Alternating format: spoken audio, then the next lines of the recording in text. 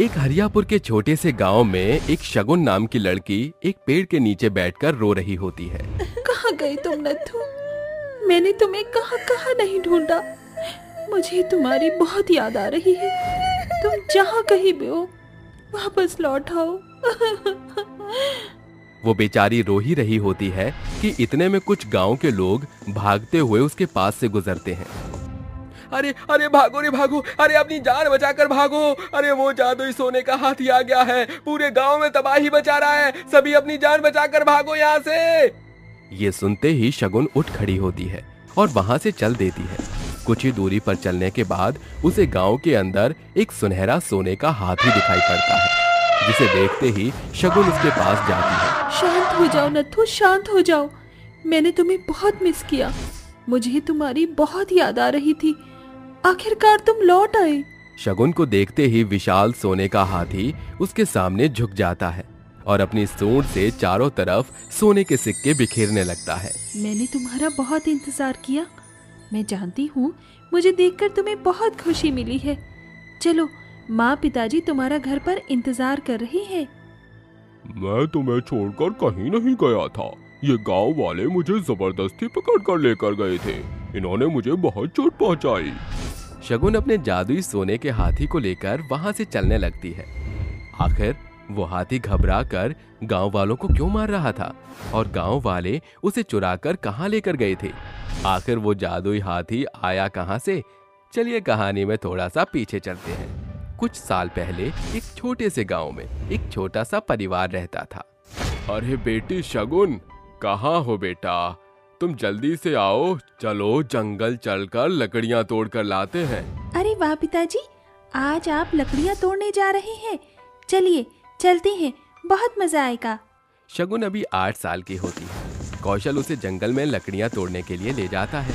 वहीं घर पर कौशल की पत्नी बीना खाना बना रही होती है। शगुन जंगल में जाकर यहाँ वहाँ प्यारे प्यारे फूलों को इकट्ठा करती रहती है। अरे बेटा, इतने सारे फूल इकट्ठे कर लिए तुमने। चलो घर चलते हैं, मैंने लकड़ियां तोड़ ली। कौशल अपनी बेटी शगुन को लेकर जा ही रहा होता है कि इतने में उसे एक हाथी के बच्चे की आवाज आती है। अरे पिताजी, यहाँ किसी हाथी के बच्चे की आवाज आ रही है। हाँ बेटा, मुझे लगता है कोई मुसीबत में है। चलो चलो देखते हैं। कौशल जंगल के हाथी के बच्चे की आवाज के पीछे चलने लगता है। तभी उसे एक गड्ढे के अंदर छोटा सा हाथी दिखाई पड़ता है। अरे ये बेचारा तो यहाँ पर फंस गया है। बेटा, हमें इसे बाहर निकालना होगा। कौशल हाथी को बाहर निकाल लेता है, जिसके बाद वो हाथी कौशल से कहता है, मेरी मदद करने के लिए बहुत बहुत शुक्रिया। अरे वाह पिताजी, ये हाथी तो बोलता भी है। अरे तुम एक हाथी होकर बोल कैसे सकते हो? तुम तो एक जानवर हो ना? मैं एक मायावी जानवर हूँ। मेरे अंदर जादुई शक्तियाँ हैं। वो शक्तियाँ मुझे जंगल के देवता ने दी थी ताकि मैं लोगों की मदद कर सकूं और जंगल को बचा सकूं। तो फिर मुझे भी दिखाओ अपना जादू। मुझे भी तुम्हारा जादू देखना है। शगुन के इतना कहते ही हाथी सोने के हाथी में बदल जाता है और अपनी सूंड से सोने के सिक्के निकालता है। अरे वाह, तुम तो सच में एक सोने के जादुई हाथी हो। पिताजी, क्या हम इसे अपने साथ ले जा सकते हैं? लेकिन बेटा, इस हाथी की बिना मर्जी के हम इसे कैसे लेकर जा सकते हैं? मैं आप लोगों के साथ चलना चाहता हूँ। कौशल और शगुन उस जादुई सोने के हाथी को अपने साथ घर ले आते हैं, जिसके बाद बीना हाथी को देखकर कहती है, अरे हमारे घर में हमारे खुद के खाने के लाले पड़ रहे थे और आप हो कि इस हाथी को भी ले आए। अब इसका पेट कैसे पालेंगे हम लोग? कौशल और शगुन बीना को जादुई हाथी के बारे में बताती हैं, लेकिन बीना को उनकी बातों का यकीन नहीं होता। जिसके बाद जादुई हाथी सोने के हाथी में बदलकर अपनी सूंड से सोने के सिक्के निकालकर दिखाता है। मैं कोई मामूली हाथी नहीं हूँ, मैं हूँ सोने का जादुई हाथी। उस दिन के बाद से शगुन और हाथी का बच्चा दोनों एक साथ रहने लगते हैं। शगुन हाथी के साथ खेलकर बहुत खुश होती है। वहीं दूसरी तरफ जादुई हाथी अपने जादू से उनकी आर्थिक व्यवस्था भी ठीक कर देता है। कुछ ही समय बाद खेलते कूदते वे दोनों काफी बड़े हो जाते हैं। लेकिन कौशल गांव वालों से जादुई सोने के हाथी के बारे में सारी बात छुपा कर रखता है, लेकिन इस बात का पता गांव के एक आदमी को चल जाता है। अरे देखो कौशल भाई, बात अगर हम दोनों के बीच रहे तो काफी अच्छा होगा। मैं तो बस इतना चाहता हूँ कि सोने की जादुई हाथी से थोड़ा बहुत मुनाफा मुझे भी होता रहे। अरे नहीं नहीं नहीं, मैं अपने नत्थू को किसी के लिए गलत इस्तेमाल नहीं होने दूंगा। अरे चले जाओ यहाँ से। तुमने मुझे ना किया? अरे इसका हर्जाना तो तुम्हें भरना ही होगा। अब देखना मैं क्या करता हूँ। निर्मल धीरे धीरे पूरे गांव में जादुई सोने के हाथी के बारे में अफवाह फैला देता है, यहाँ तक कि वो गांव के मुखिया को भी भड़का देता है। अच्छा, तो ये बात है, इसलिए वो कौशल का बच्चा इतनी जल्दी अमीर हो गया। वो हाथी तो मेरे पास होना चाहिए। रातों रात मुखिया अपने गुंडों को भेजकर हाथी को बेहोशी का इंजेक्शन लगवा देता है और उसे किसी तरह उनके घर से चोरी करवा देता है, जिसके बाद मुखिया जादुई सोने के हाथी को जंगल के बीचों बीच एक बड़ी सी हवेली के अंदर लेकर आता है, जहां एक बहुत बड़ा पिंजरा होता है। अरे चल मेरे हाथी, अब तू अपना जादू दिखा और सोने का बनकर मुझे सोने के सिक्के दे।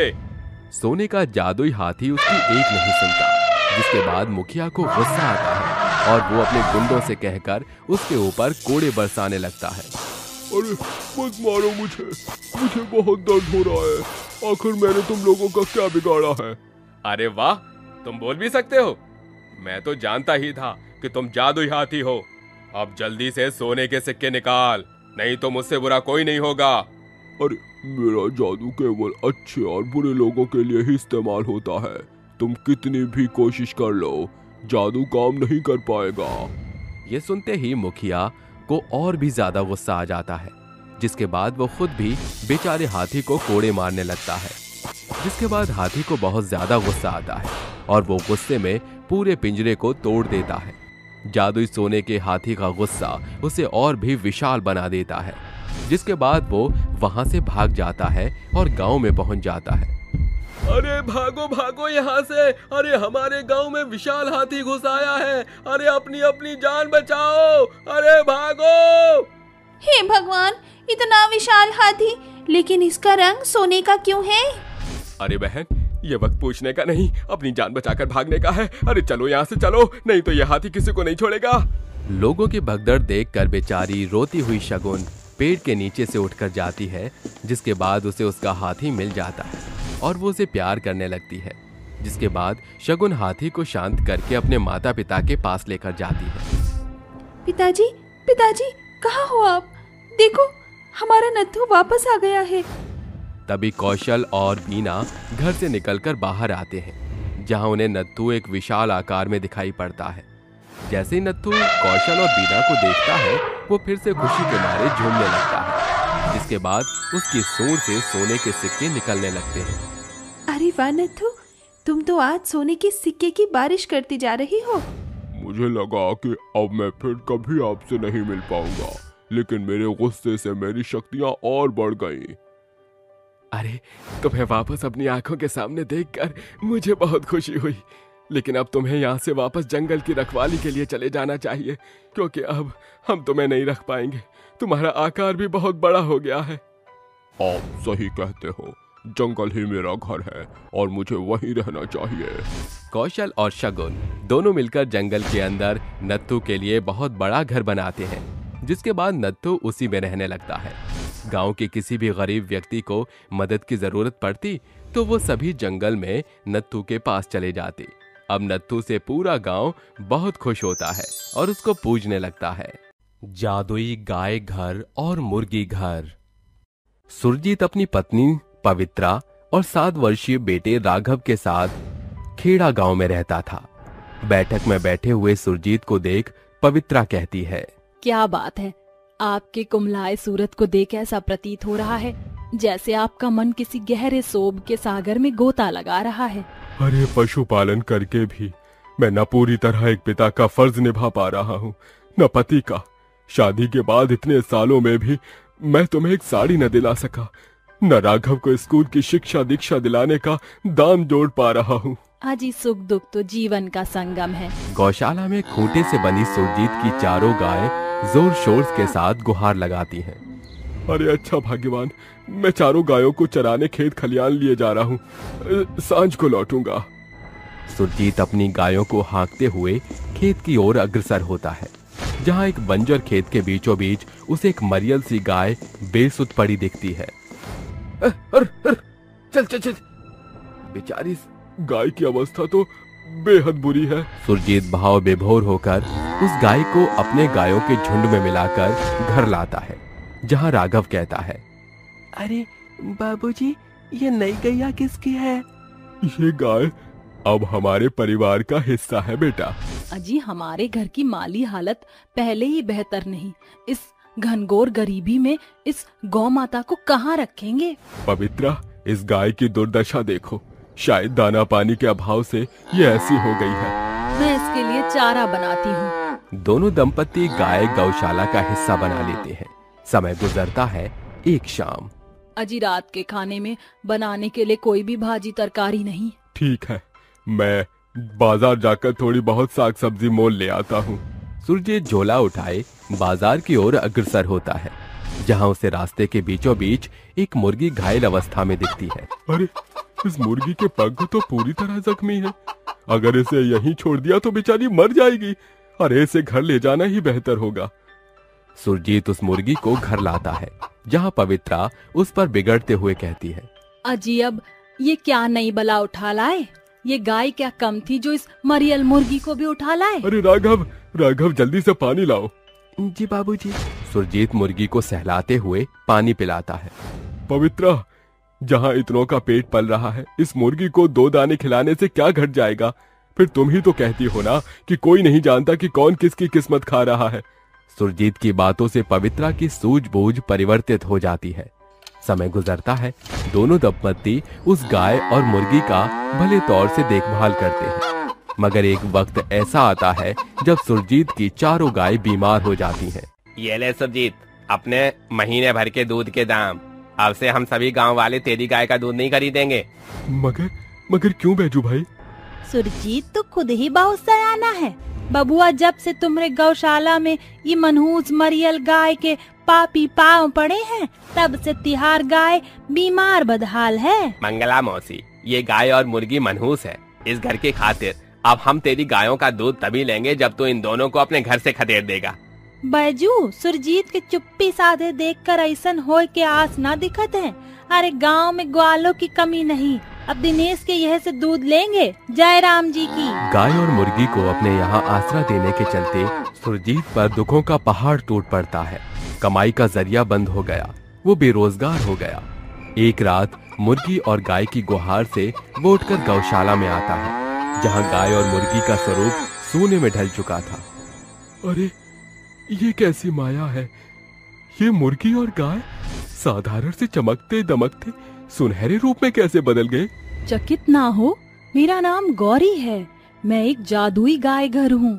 मैं सुंदरवन जंगल में रहती थी, मगर एक रोज मैं भटकते हुए इंसानों की दुनिया में दस्तक दे बैठी। तुमने मुझे मौत के मुंह से निकाला, इसलिए अभी मैं जादुई सुनहरी गाय घर में बदलूंगी। मेरे भीतर से 2 जादुई सोने की गाय निकलेंगी। वो अहम योगदान से तुम्हें एक बार ही सोने का गोबर देंगी और सदा के लिए साधारण हो जाएंगी। ये गाय घर का चक्र आज से तकरीबन 3 रात होगा। सुनो सुरजीत, जैसे ही मैं जादुई मुर्गी घर में बदलूंगी, मेरे भीतर एक साथ 2 जादुई सोने की अंडे देने वाली मुर्गियों का जोड़ा निकलेगा, जो तुम्हें केवल एक बार ही सुनहरे अंडे देगा और फिर वो सदा के लिए साधारण मुर्गी बन जाएगी। ये चक्र जादुई गाय घर के नई 3 रातों तक होगा। सुरजीत सुनहरी गाय और मुर्गी को गौशाला से प्रांगण में जैसे लाता है, वो जादुई विशाल सुनहरी मुर्गी घर और गाय घर में बदलने के साथ दोनों के सोने की सीढ़ियों से सुनहरे गाय और सुनहरी मुर्गी का जोड़ा निकलता है। उसी पल छिन मुर्गी घर और गाय घर साधारण हो जाते हैं। अरे, जादुई मुर्गी घर और गाय घर से निकली जादुई मुर्गी और गाय के जोड़ो, जरा अपना जादू तो दिखाना। सुरजीत के स्वर सुनकर जादुई मुर्गियों का जोड़ा उसे 2 सोने के अंडे और जादुई दोनों गाय अपनी सुनहरी पूंछ उठाकर एकाएक सोने का गोबर देकर सदा के लिए साधारण हो जाती हैं। ये तो सोने पर सुहागा हो गया जी। इस जादुई गाय घर और मुर्गी घर से मिले इन सोने के अंडों और गोबर से हम पुश्तों के पुराने घर की काया पलट करके सुनहरा सुखमय जीवन यापन कर सकते हैं। अरे नहीं पवित्रा, इस सुनहरे गोबर और सोने के अंडों को मैं सुनार से बेचकर गौशाला की चारों गाय का इलाज उपचार कराऊंगा। अगले ही सुबह सुरजीत उन गोबर और अंडों का सौदा सुनार से करके मिले पैसों से अपने पशुओं को मरने से बचा लेता है। अरे देखा पवित्रा, हमारी चारों गाय एकदम चकाचक हो गई। पिताजी, इसका सारा श्रेय इस सुनहरी गैया घर को जाता है। सिर्फ गाय घर नहीं बल्कि इसमें मुर्गी घर भी शामिल है राघव। दिन गुजरने के साथ दूसरे दिन की रात दस्तक देती है, जिसके साथ गाय और मुर्गी गुहार लगाती है। बाबूजी, लगता है गैया के जादुई गाय घर में बदलने की बेला हो चली है, तभी वो गुहार लगा रही है। हाँ, मुर्गी ने भी कुक्कड़ शुरू कर दी। पूरा परिवार जैसे ही सुनहरी हुई गाय और मुर्गी को प्रांगण में लाते हैं, दोनों चकाचौंध चमक से प्रकाशित होते हुए विशाल जादुई सुनहरे मुर्गी घर और गाय घर में बदलते हैं, जिनकी सुनहरी सीढ़ियों से सुनहरे गाय का जोड़ा और मुर्गी घर से सुनहरी मुर्गियों का जोड़ा उतरकर नीचे आता है।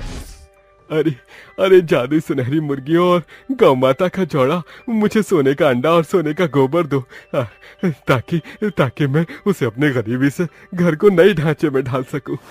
जादुई मुर्गी घर और गाय घर से निकली सुनहरी मुर्गी और गाय उसे सुनहरा चमचमाता अंडा और गोबर देती है, जिसके पश्चात दोनों साधारण गाय और मुर्गी में बदलते हैं, जिसके साथ जादुई गाय घर और मुर्गी घर साधारण अक्ष धारण करते हैं। सुरजीत, तुम्हारे पास केवल कल की रात्रि शेष बची है।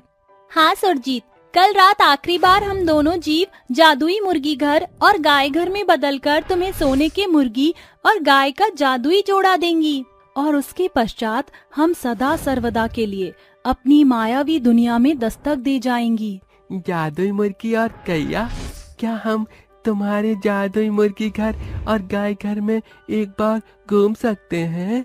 क्यों नहीं राघव, कल जब हम दोनों जादुई आवास का अक्ष धारण करेंगी तब। अगली रात। अरे आज तीसरी और अंतिम रात है जब वो गाय और मुर्गी एक आखिरी बार जादुई मुर्गी घर और गाय घर में बदलेंगे। चलो चलो चलो। सुरजीत जिस पल छिन मुर्गी और गाय को प्रांगण में लाता है, दोनों बेहद विशाल मुर्गी घर और गाय घर में तब्दील हो जाती हैं। पूरा परिवार उनके शरीर में लगी सुनहरी सीढ़ियां चढ़कर घर के भीतर घूमता है। अरे वाह बाबूजी, ये मुर्गी घर और गाय घर दोनों ही एकदम अद्भुत है। हमें चलना चाहिए। सुरजीत गाय घर और मुर्गी घर से जादुई मुर्गी जोड़ा और गाय का जोड़ा लिए बाहर आता है, जिसके बाद वो दोनों घर मुर्गी और गाय में बदलकर अंतिम शब्द स्वर कहती है। हमारे जाने की घड़ी हो गई है। अब तुम्हारे पास आधे दर्जन गाय और मुर्गियां हैं। इससे तुम्हारी आजीविका आसानी से चलेगी। ये कहकर जादुई मुर्गी घर और गाय घर सदा के लिए गायब हो जाता है, जो जाते जाते उन्हें 6 गाय और 6 मुर्गियां और दुधारू गाय देकर जाते हैं, जिससे सुरजीत का संसार पूरे तौर से बदल जाता है। अब वो बड़े तबके का पशुपालक बनकर परिवार के संग बेहतर जीवन। सोने के बाल वाली बहू। अरे उस रूपा के बाल तो दिन बर दिन और भी ज्यादा लंबे और घने होते जा रहे हैं। उसके खूबसूरत बालों से पूरे गांव के लड़के उसके बाल के जाल में उलझते ही जा रहे हैं। अरे जब उसके काले घने बालों की चोटी उसकी कमर पर बल खाती है तो ऐसा लगता है जैसे कोई काली नागिन लहरा रही हो। उसके बालों की तारीफ करके हम सहेलियां अपना जिया क्यों जला रही हैं? जाने हमारी गाय के पूंछ जैसे बाल कब उसके जैसे होंगे। ढोलकपुर गांव में रहने वाली रूपा के बाल गांव की सभी लड़कियों की तुलना में बेहद ही लंबे, घने और काले थे। पूरे गांव के लड़के उससे ब्याह रचाने के सपने देखा करते थे। रूपा अपने पिता महेंद्र के साथ एक टूटी फूटी झोपड़ी में रहा करती थी। उसके पिता एक साधारण लकड़हारा थे जो मेहनत मजदूरी से 2 वक्त की रोटी जुटा पाता था। पिताजी बैठ जाइए, मैं खाना लगा देती हूँ। मैं तेरे लिए एक जिम्मेदार पिता न बन सका। तुझे इस रूखी सूखी रोटी के सिवा और कुछ भी नहीं दे पाया हूँ। पिताजी हम थोड़े में भी खुश हैं। मैं पानी भरने जा रही हूँ। रूपा घड़ा उठाकर कुछ दूरी पर बसे झरने के पानी में अपने केश धोने लगती है। तभी केशव नाम के एक शख्स की नजर उसके बालों पर पड़ती है और वो सुध बुध खोकर उसे देखते हुए कहता है, तीखे नयन, मोरनी जैसी चाल और लंबे काले बाल। अचानक रूपा पीछे मुड़कर कहती है, कौन है वहाँ? सामने आओ। केशव उसके सामने आकर कहता है, आपको यूं छुपकर देखने की गुस्ताखी के लिए आप जो चाहे सजा दे सकती हैं। केशव का ऐसा अंदाज देखकर रूपा उसके रूप में ही खो जाती है और अपने गीले बालों को झटके से पीछे करती है। उसके लंबे बाल केशव की घड़ी में अटक जाते हैं और केशव कहता है, अजी क्यों इन सुंदर बालों को तोड़ना चाहती हो? रूपा एक हल्की सी मुस्कान देकर नजर नीचे किए हुए चल देती है और दोनों रात भर चांद को निहारते हुए एक दूसरे की याद करते हैं। और अब हर रोज केशव झरने के पास आकर रूपा का इंतजार करता और ये सिलसिला प्यार का मोड़ ले लेता है। और केशव कहता है, रूपा अब अपनी जिंदगी तुम्हारे साथ बिताना चाहता हूँ। मैं तुम्हारे हसीन जुल्फों में अपनी शाम और हर एक लम्हा बिताना चाहता हूँ। तो फिर ले चलो मुझे अपनी दुल्हन बनाकर हमेशा के लिए। मैं कल ही माँ के साथ हमारे रिश्ते की बात करने तुम्हारे घर आऊंगा। केशव घर जाकर अपनी माँ से कहता है, माँ मुझे एक लड़की से प्यार हो गया है, मैं उससे शादी भी करना चाहता हूँ। बेटा इसमें इतना हिचकिचाने की क्या बात है? तेरी खुशी में ही मेरी खुशी है। अगली सुबह दोनों उसके घर आते हैं, जहाँ कौशल्या चारों तरफ देखकर कहती है, ये शादी नहीं हो सकती बेटा। पर आखिर क्यों माँ? तू मेरा इकलौता बेटा है और तेरी शादी को लेकर मैंने बहुत से सपने सजाए हैं जिन्हें ये गरीब भिखारी पूरा नहीं कर सकते, और जो खुद ही झोपड़ी में सड़ रहे हैं वो हमें क्या देंगे? हाँ ये बात अलग है कि इस लड़की में कोई खोट नहीं। तो मेरा भी फैसला सुन लीजिए माँ, मैं शादी करूंगा तो सिर्फ रूपा से। अरे बुद्धि भ्रष्ट हो गई है तेरी, जो इस 2 कौड़ी की लड़की के लिए तू अपनी माँ से लड़ने पर उतारू हो गया है। ऐसा भी क्या जादू कर दिया है इस लंबे बालों वाली डायन ने तुझ पर? अगली सुबह केशव गांव के मंदिर में जाकर रूपा से शादी करके कहता है, दुनिया की रीति रिवाजों से परे आज मैं तुम्हें अपनी अर्धांगिनी के रूप में स्वीकार करता हूँ। जैसे ही दोनों घर आते हैं तो कौशल्या कहती है, नास पिटे तेरा डायन, मेरे बेटे को अपनी जाल में फंसा ही लिया। माँ अब रूपा मेरी पत्नी और आपकी बहू है, इसके खिलाफ मैं एक शब्द नहीं सुनूंगा। आप हमें अपना आशीर्वाद नहीं देना चाहती तो हम इसी वक्त चले जाएंगे। बेटा तुझे यहाँ से कहीं भी जाने की कोई जरूरत नहीं। आओ बहू रानी, स्वागत है। दरअसल ये कौशल्या का 2 तरफा चेहरा था। केशव की गैर मौजूदगी में कौशल्या अपने बहू पर अत्याचार करने का एक मौका नहीं गवाती थी। क्यों करमजली, बड़ा शौक है ना लंबे बाल रखने का? घर के हर एक कोने में तेरे ही बाल पड़े हुए हैं और खाने में भी तेरे ही बाल तैर रहे हैं। सासू माँ आपके डर से मैंने पिछले 2 दिन से अपने बालों में कंघी तक नहीं लगाई, फिर मेरे बाल कैसे गिर सकते हैं? तू मुझे झूठा साबित करना चाहती है? रुक अभी तेरी अकल ठिकाने लगाती हूँ। कौशल्या बेरहमी से उसके बाल पकड़कर उसका सिर दीवार में पटकने लगती है और वो कहती है, सासू माँ छोड़ दीजिए मेरे बालों को, मुझे बहुत दर्द हो रहा है। समय तेजी से गुजरता है, जिसके साथ कौशल्या की ज्यादतियां भी बढ़ती जाती हैं। एक रोज वो कहती है, बड़ा इतराती है ना अपने लंबे घने काले बालों पर। अब जैसे ये केमिकल वाले शैम्पू को अपने बालों पर मलेगी, रौनक ही बदल जाएगी। उस शैम्पू के चलते प्रतिदिन के साथ रूपा के बाल तेजी से झड़ने लगते हैं और वो पूरी तरह से गंजी हो जाती है और रोते हुए कहती है, नहीं नहीं, हाय रे मेरे बाल झड़ गए। कमरे में आकर कौशल्या हंसती हुई कहती है, अरे ये क्या बहू रानी, तू तो सजनी से गजनी हो गई। वैसे ये चमचमाता हुआ टकला तेरे सर पर बड़ा जच रहा है। रूपा के गंजे होने की बात पूरे गांव में फैल जाती है। रुचि तुझे पता चला, रूपा की सारी बाल उड़ गए, वो तो अब गंजी हो गई है। अरे इक्का दुक्का केश भी नहीं बचे उसके सर पर।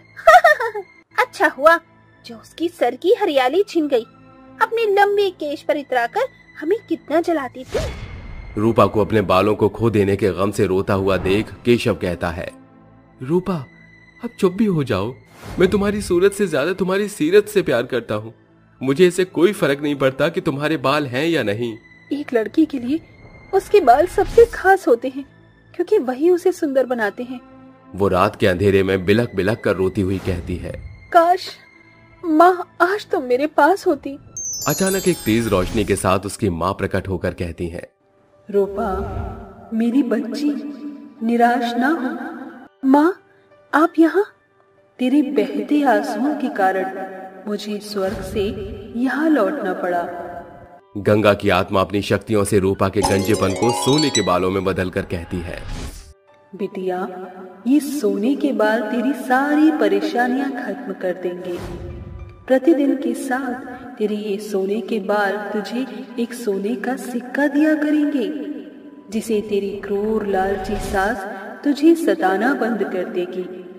रूपा आईने में अपने सोने के चमचमाते बाल देखकर बहुत खुश होती है। तभी उसके बालों की अंतिम छोर से एक सोने का चमचमाता सिक्का गिरता है, जिसे उठाकर वो अगली सुबह अपनी सास को देकर कहती है, सासू माँ ने मुझे ये सिक्का आपको देने को कहा था। बहू के सोने के बाल देखकर कौशल्या की आंखें चकाचौंध रह जाती हैं और वो कहती है, अरे गंजी, रातों रात तेरे टकले माथे पर सोने की खेती कैसे उभर आई? कल रात माँ मेरे पास आई थी, उन्हीं के जादू से मुझे ये सुनहरे सोने के बाल मिले हैं। लालची कौशल्या अकेले में खुद से कहती है, मैं तो खामखा इसके लंबे बालों से जल बुन रही थी। ये तो सोने के अंडे देने वाली मुर्गी निकली। अब ये हर दिन मुझे सोने के एक सिक्के दिया करेगी। मेरी तो लॉटरी लग गई। बस इसे मेरी सच्चाई पता नहीं लगनी चाहिए कि मैंने ही उसको गंजा किया था। कौशल्या की ये बात केशव सुनकर कहता है, मुझे तो पहले ही शक था कि आपने ही रूपा के बाल से जलकर उसे गंजा किया था। क्या रूपा की जगह आपकी अपनी बेटी होती तो भी आप ऐसा ही करती? कौशल्या अपने बहू के कदमों में गिरकर कहती है, अपनी सास को माफ कर दे बहू। गंजेपन का कारण मेरी जलन था। जलन में आकर मैंने तुझे कितना परेशान किया। मैं माफी के लायक नहीं हूँ। मैं इस सच से वाकिफ हूँ, पर आपका सच्चा पश्चाताप उन सैकड़ों गलतियों पर भी भारी है। चलिए सभी गिले शिकवे भूलकर आज से एक नई शुरुआत करते हैं। आज मुझको एहसास हो गया कि धन से बड़ी दौलत परिवार और प्यार है। तेरे सोने के लंबे बालों से मिलने वाले सिक्कों से अब हम जरूरतमंद लोगों की मदद किया करेंगे। जादुई आइसक्रीम का पेड़। दूर दराज ढोलकपुर नाम का एक गांव बसा हुआ था, जहां के रहने वाले निवासी एक दूसरे के प्रति अच्छा रुझान रखते थे। गांव का प्रधान था चिंटू पांडे, जो गरीब तबके के लोगों को अपने पैरों के तलवे के नीचे रौंदने का काम किया करता था। सांझ का समय हो चला था। सभी के बच्चे गांव के मैदान में खेल रहे थे। तभी एक आइसक्रीम वाला अपनी आइसक्रीम का ठेला लिए गांव के मैदान से गुजरते हुए कहता है, आइसक्रीम ले लो, आइसक्रीम आइसक्रीम ले लो, आइसक्रीम वाला। आओ नन्हे मुन्ने बच्चों, उठाओ बर्फ से बने आइसक्रीम का भरपूर आनंद। Ice cream ice cream. गांव के गरीबों के बच्चों के मन में आइसक्रीम खाने की आस साफ झलक रही थी, मगर हाथ में पैसे नहीं थे। तभी चिंटू पांडे वहां आकर कहता है, अरे ओ आइसक्रीम वाले, जरा जल्दी से हमारे शहजादे को आइसक्रीम तो खिला। अरे तू देरी क्यों साध रहा है? इन गरीब के पास आइसक्रीम खरीदने का दाम नहीं जो भिखारी अपने इन पिल्लों को आइसक्रीम दिला सके। बेटा कौन सी आइसक्रीम खाओगे? चोकोबार, वेनिला, स्ट्रॉबेरी या फिर ये काजू रबड़ी की बनी कुल्फी? मेरे पास सब तरह की आइसक्रीम है। मुझको ये सारी आइसक्रीम खानी है। आइसक्रीम वाला चिंटू पांडे के बेटे के हाथों में सभी तरह की आइसक्रीम थमा देता है। उसे यूं आइसक्रीम खाता देख सामने खड़ा रूप और मंटू नाम के दो नन्हे दोस्तों का जोड़ा कहता है, मंटू, मुझे तो ये काजू पिस्ता वाली आइसक्रीम खाने का बड़ा मन है, मगर मैं जब भी माँ बाबूजी से आइसक्रीम खरीदने को कहता हूँ तो न जाने क्यों वो मेरी बात टाल देते हैं। एक तो आइसक्रीम गर्मियों में ही खाने को मिलती है, उसमें भी हमको कोई आइसक्रीम नहीं दिलाता। एक इस लकी की किस्मत है जिसके पास एक साथ इतनी सारी आइसक्रीम है, और एक हमारे हाथ जो एकदम छूछे हैं। ले ले ले ले ले ले मंटू और रूप को आइसक्रीम खानी है। हाँ, हमारा भी आइसक्रीम खाने का बड़ा मन है। क्या आप हमें आइसक्रीम दिलाएंगे? हाँ क्यों नहीं। ये देखो जमीन पर कितनी सारी आइसक्रीम टपक गई है, इसे ही जीभ लगाकर चाट लो। उसके आते ही नन्हे बच्चे कहते हैं, रूप कितना भला होता ना, अगर आइसक्रीम भी पेड़ों पर फल के जैसी उगती तो हम बिना पैसे के ही उसे तोड़कर खा लेते। ऐसा कहकर दोनों बच्चे अपने घरों की ओर चल देते हैं। तभी गांव के प्रांगण के बीच खड़े पुराने वृक्ष के भीतर से वृक्ष देवता बाहर आकर कहते हैं, हे सृष्टि के रचयिता मानव, आपकी कलम की स्याह ने कैसा क्रूर प्रधान इस गांव पर नियुक्त किया है, जिसे बालकों के मनसा का कोई अनुभव नहीं। एक आइसक्रीम की खातिर कितनी कुढ़न थी इन बच्चों के भीतर। ये बच्चे बालकपन में मुझसे आइसक्रीम के पेड़ों की मांग कर रहे हैं, इसलिए अब मुझको ये करना ही होगा। वृक्ष देव नन्हे रूप के घर के आगे अपनी जादुई शक्ति के प्रभाव से एक जादुई आइसक्रीम का पेड़ उगाकर अपने पेड़ में समा जाते हैं। सवेरे रूप आंख मलते हुए घर की चौखट पर आता है तो वो अनेकों रंग बिरंगी आइसक्रीम से लदा पेड़ देखकर दंग रह जाता है और माँ को पुकारते हुए कहता है, आइसक्रीम का पेड़? माँ जल्दी आओ, माँ देखो हमारे घर के द्वार पर आइसक्रीम का पेड़ लगा हुआ है। रूप की माँ मालती घर के भीतर से दौड़कर जैसे ही बाहर आती है, वो जादुई आइसक्रीम का पेड़ देखकर हक्की बक्की रह जाती है। ये कैसा जादू है? भला आइसक्रीम का पेड़ कैसे उग सकता है? ये सच है या एक सपना? मालती और रूप आइसक्रीम के पेड़ के पास आकर उसे एक टक निहारने लगते हैं। माँ जल्दी से मुझे एक आइसक्रीम तोड़ के दो ना, लालच के मारे मेरी जीभ लपलपा रही है। मालती पेड़ की डाल से एक आइसक्रीम तोड़कर अपने बेटे रूप को खाने को देती है। तभी उस खाली जगह पर फिर एक आइसक्रीम उगाती है। अरे ये तो सचमुच में एक जादुई आइसक्रीम का पेड़ है। गांव में रहने वाले सभी गरीबों की दशा एक समान है। सभी के बच्चे आइसक्रीम खाने को तरसते हैं। आज जादुई आइसक्रीम के पेड़ से उन सभी की आइसक्रीम खाने की इच्छा पूरी हो जाएगी। मालती गांव के बीचों बीच खड़ी होकर थाली बजाते हुए कहती है, सुनो सुनो सुनो गांव वालों, हमारे गांव की जमीन पर जादुई आइसक्रीम का पेड़ उगाया है। सभी अपने अपने बच्चों को लेकर मेरे घर के पास आ जाओ। सभी मालती के द्वार पर लगे घने जादुई आइसक्रीम के पेड़ को देखकर अचंभित रह जाते हैं। तभी भोला मंटू आइसक्रीम खाने का रुझान दिखाकर कहता है, मालती चाची मुझे आइसक्रीम की डाल पर उगी चोकोबार और साथ में मैंगो आइसक्रीम भी दे दीजिए। हाँ मंटू, इस जादुई आइसक्रीम के पेड़ से आज तुम सब जी भर कर आइसक्रीम खाओगे। बच्चे जादुई आइसक्रीम के पेड़ पर लगी आइसक्रीम को चाव से खाने लगते हैं। जादुई आइसक्रीम के पेड़ के चलते मानो सभी बच्चों के मन चहक उठते हैं। समय यूं ही गुजरता जाता है, मगर जैसे इस बात की खबर चिंटू पांडे के कानों में पड़ती है, वो कहता है, अरे कैसे हो तुम सभी? किसी चीज की कोई कमी घटी तो नहीं है ना? अरे क्या बात है, एकाएक हमारे गांव के प्रधान चिंटू पांडे के सुर कैसे बदल गए? देखो, मुझे घुमा फिरा कर बात करनी बिल्कुल नहीं आती। सीधे मुद्दे पर आता हूँ। इस जादुई आइसक्रीम के पेड़ को मेरे हाथों बेचने का कितना दाम चाहती हो तुम मालती? मैं जानती थी कि तुम सौदेबाजी के लिए ही आओगे, मगर इस जादुई आइसक्रीम के पेड़ में हम गरीबों के बच्चों की खुशियाँ सिमटी हैं। ये पेड़ बिकाऊ नहीं है। इस जादुई आइसक्रीम के पेड़ की तरह ठंडे दिमाग से सोच लो। इसका हर्जाना तुम तमाम गांव वालों को भारी पड़ सकता है। आज इस घड़ी मैं तुम सभी से अपने खेत खलियान से लेकर ईंट की भट्टी तक का सारा काम छीनता हूँ। चिंटू अपनी खोखली धमकी देकर वहां से चल देता है, जिसके बाद सीबू कहता है, अरे तूने क्या किया मालती? अरे इस जादुई आइसक्रीम के पेड़ से क्या हमारे बच्चे आइसक्रीम खाकर जिंदा रहेंगे? हमारा रोजगार तो छिन गया। रोजगार छीना नहीं, बल्कि रोजगार के नए रास्ते खुले हैं। देखो, हमारे गांव के आसपास सैकड़ों गांव बसे हैं, मगर ये जादुई आइसक्रीम का पेड़ केवल हमारे गांव में उगा है। मौसम और दस्तूर दोनों हैं। इस गर्मी के महीने में हम सभी इस जादुई आइसक्रीम के पेड़ से आइसक्रीम तोड़कर उन्हें बेचकर खूब कमाई कर सकते हैं। जादुई आइसक्रीम की बिक्री, ये तो एकदम सुनहरा व्यापार होगा। सभी जन मिलकर जादुई आइसक्रीम के पेड़ से आइसक्रीम तोड़ते हैं। तभी एक बार फिर जादुई पेड़ों की खाली डाल आइसक्रीम से लबालब भर जाती है। शायद इस जादुई आइसक्रीम के बीज इससे भी किफायती हैं। एक ही झटके में खाली डाल पर आइसक्रीम से लद गई। गांव के हर एक जन हर दिन जादुई आइसक्रीम के पेड़ से आइसक्रीम तोड़कर उन्हें बेचा करते थे, जिससे उन्हें खूब आमदनी होने लगी थी। सभी के कच्चे मकान पक्के घरों में ढल चुके थे, जिसकी खुशी में मालती कहती है, गांव वालों, आज हम सभी के कच्चे घर की छावनी पक्की मकान की नींव में ढल गई है। जश्न तो बनता है, आज हम भी आइसक्रीम खाएंगे। सभी जन जादुई पेड़ पर उगे आइसक्रीम में से अपनी पसंद की आइसक्रीम का चयन करके बड़े ही चाव से खाने लगते हैं।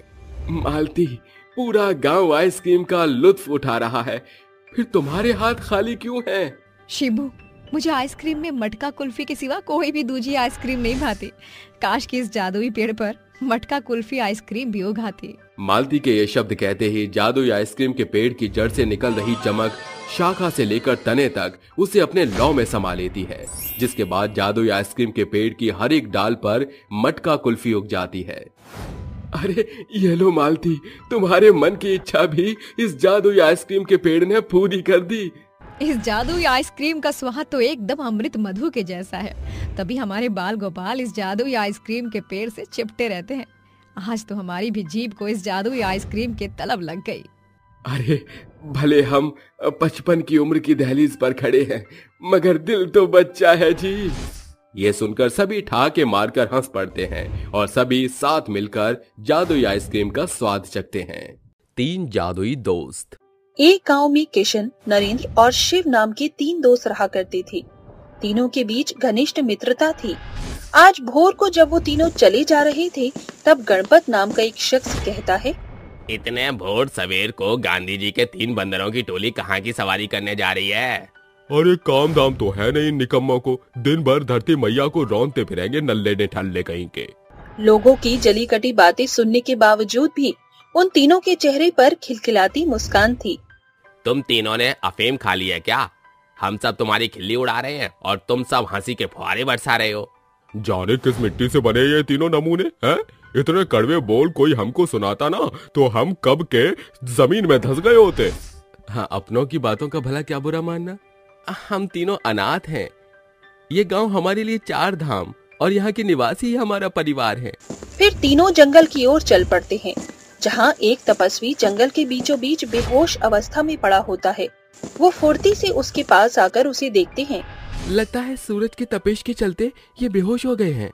तीनों मिलकर तपस्वी को उठाकर एक घने पेड़ की छांव में लाकर घंटों उसकी देखरेख करते हैं। तभी तपस्वी होश में आते हुए पानी की मांग करता है। पानी, पानी। किशन झटपट से दौड़कर उनके खातिर झरने से पानी भर लाता है और तपस्वी को पानी पिलाता है। बाबा, अब कैसा महसूस कर रहे हैं आप? धूप की धधकती ज्वलन के चलते मैं मूर्छित हो गया था। मैंने कई राहगीरों से मदद की गुहार लगाई, मगर किसी ने मेरी दशा पर ध्यान नहीं दिया। जाने क्यों आज संसार केवल अपना स्वार्थ साधना जानता है, मगर वो आगे बढ़कर किसी की मदद नहीं करना चाहता। इंसानियत हर पल के साथ मिट रही है।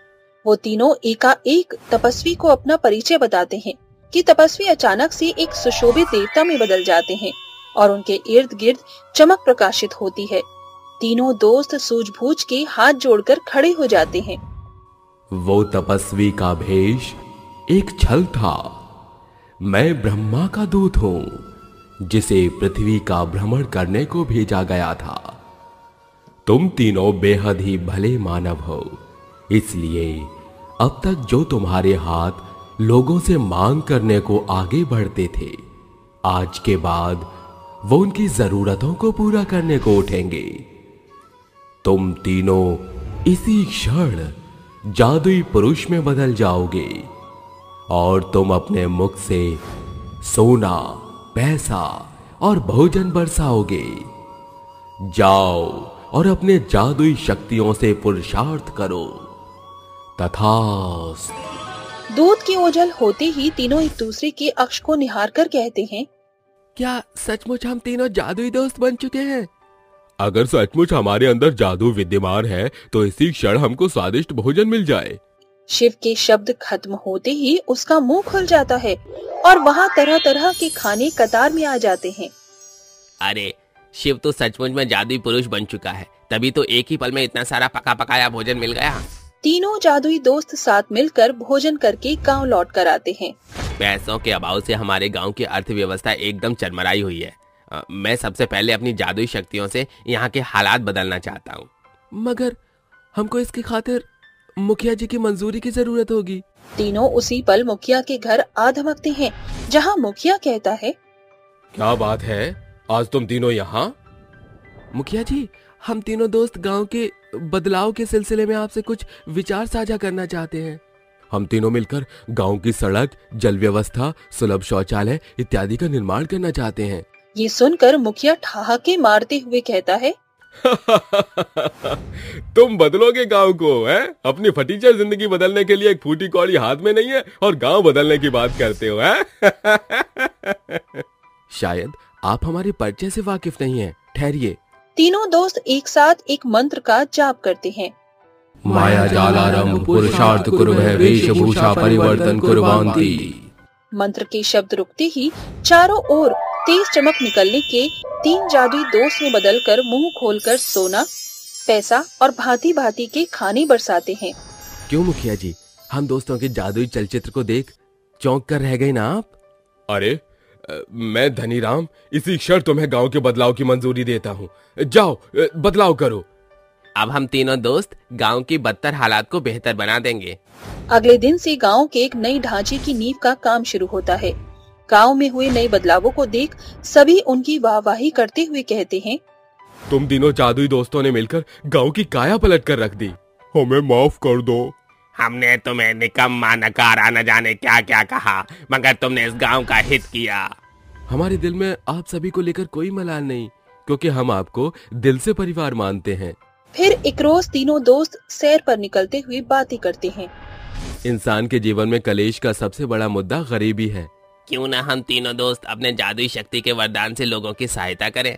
मगर ये सब कुछ हमको अपने जादुई अस्तित्व को छुपाकर अंजाम देना होगा। चलो हम किसी गुप्त स्थान पर चलकर अपनी शक्ति से मदद मांगते हैं। तीनों दोस्त एक सुनसान वीरान जगह पर आकर अपने जादुई अवतार में आकर कहते हैं, ऐ मेरे जादुई अवतार, मुझे ढेर सारा भोजन दो। ऐ मेरे जादुई यक्ष, मुझे बेशुमार सोना दो। और मुझे बेशुमार पैसे दो। उसी पल वो जादुई रोशनी से भरकर सोना, पैसा और भोजन की भरमार करते हुए उन्हें लेकर चल पड़ते हैं। तभी उनके कदम मंदिर की सीढ़ियों पर बैठे भिखारी के पास आकर रुकते हैं। साहिब, इस भिखारी को भोजन दे दो। ये किस तबके के लोग हैं जो पत्थर की मूर्ति के प्रति रुझान रखते हैं, मगर जीते जागते इंसान को खाना नहीं दे सकते? वो तीनों अपना अपना हाथ आगे बढ़ाकर कहते हैं, ये लो भाई खाना। मेरी ओर से ये कुछ पैसे रखो। और मेरी ओर से एक सोने का सिक्का रखो। इसे तुम कोई भी छोटा मोटा कारोबार आसानी से शुरू कर सकते हो और अपनी जीवनी को बदल सकते हो। उनकी अथाह मदद देख भिखारी के आंखों में खुशी के बादल उमड़ते हुए आंसू का रूप धर के बरस पड़ते हैं। अरे बरसों से ये सीढ़ियां ही हम भिखारियों का घर है। लोगों ने कभी भी हम भिखारियों को भोजन से बढ़कर और कुछ न दिया, मगर आप सभी संबंधी न होते हुए भी इतनी भरसक मदद के साथ हम भिखारी समूह को बेशकीमती प्रेरणा दे रहे हैं। हम सिर्फ गरीबों के जीवन को जड़ से मजबूत करने की एक भरसक कोशिश कर रहे हैं। जादुई दोस्त की मदद से भिखारी गरीबी के धसे दलदल से निकल पाते हैं। तीनों दोस्त देर रात घर लौट कर आते हैं और सवेरे फिर मदद के लिए निकल पड़ते हैं और कई सारे जरूरतमंद और राहगीरों की मदद करते हैं। हमने सभी की मदद कर दी, सिवाय एक के। ऐसा कौन शेष रह गया जिसकी मदद करने में हम जादुई दोस्तों के हाथ पीछे छूट गए हैं? वो जगह जहां हमारे जैसे यतीम अनाथ रहते हैं। हमारे पास तो ये जादुई शक्तियां हैं, मगर उनकी खातिर जीवन अभी कठिन होगा। तीनों एक साथ अनाथ आश्रम में दस्तक देते हैं, जहां उनकी भेंट आश्रम के केयरटेकर से होती है। जी नमस्ते, शारदा निकेतन अनाथ आश्रम में आपका स्वागत है। वो दरअसल हम ये कि गरीब अनाथ बच्चों की मदद की खातिर आए हैं। मगर आप तीनों तो छुज्जी झूठ हैं। क्या हम भीतर आके बात कर सकते हैं? वो तीनों भीतर आते हुए कहते हैं, बच्चे हम तीनों जादूगर हैं जो तुम्हें जादू दिखाएंगे। तीनों दोस्त उस पल जादुई अवतार में आकर बच्चों के सामने खूब सारा खाना, सोना और पैसा बरसाते हैं। दरअसल हम तीनों दोस्तों को जादुई होने का वरदान मिला है, जिससे हम गरीब, बेसहारा और अनाथों की जरूरतों को पूरा करते हैं। आप तीनों अपनी जादू का बेहतर रीति से सदुपयोग कर रहे हैं। आपके द्वारा दिए धन से हमारे अनाथ आश्रम के बच्चों का भाग्य चमक उठेगा। आपका तहे दिल से शुक्रिया। हमने अपने आसपास की सभी की जरूरत पूरी कर दी, मगर अपने जादू का खुद पर जरा भी प्रयोग नहीं किया। नहीं किया तो अब सही। अंत में तीनों दोस्त जादुई शक्तियों का स्मरण करके खुद के खातिर एक खूबसूरत घर तैयार करके एक साथ रहने लगते हैं।